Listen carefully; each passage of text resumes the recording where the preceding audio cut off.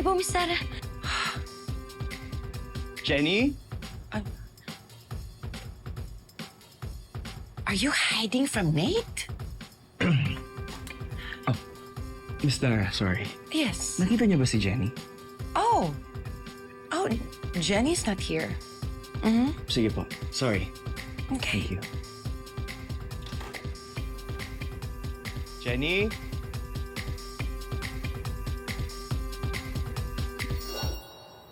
Jenny! Jenny, lakas na. Wala na si Nate. Iniiwasan mo ba si Nate? Natatakot po kasi ako eh. Sa?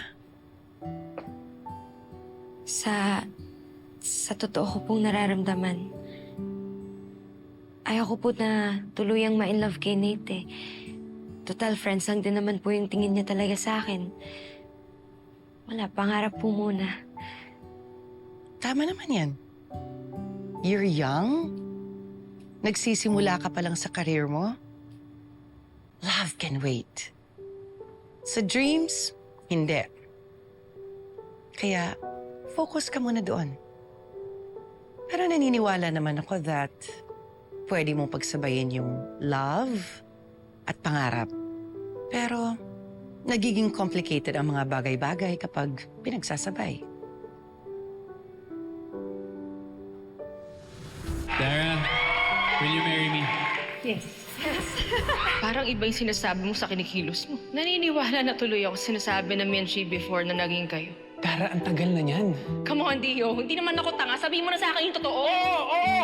Oo, naging kami ni Minchi. Ano, masaya ka na? Why? Medyo weird lang po na binibigyan niyo po ako ng advice tungkol sa career. Na kung iisipin po yung anak niyo, kakompetensya po yung tingin sa akin. Di ba ikaw na rin na nagsabi, you're not here to compete with Megan. And you can share the stage with her. But I refuse to believe. Dahil wala akong tiwala sa iyo noon. Naniniwala na po kayo ngayon? Niligtas mo ang buhay ko. Hindi pa ba ako magtitiwala sa iyo? You have proven na mabuti ang puso mo, na mabuti kang tao.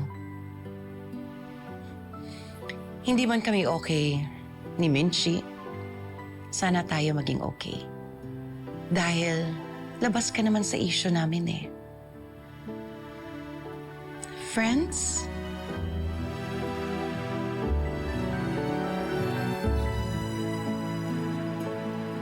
Friends po. Give me a hug.